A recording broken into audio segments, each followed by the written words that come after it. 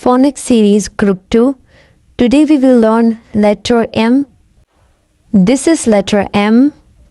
M says M is for monkey. Monkey.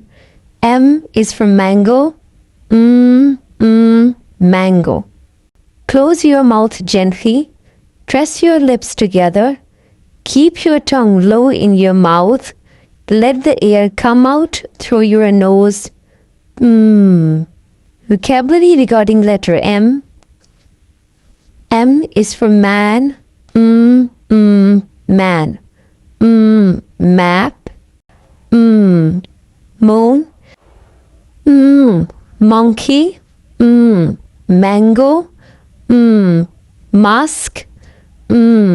Mouse. Melon. Mom. Mountain. The initial sound of each object is In the next video, we will learn the letter D.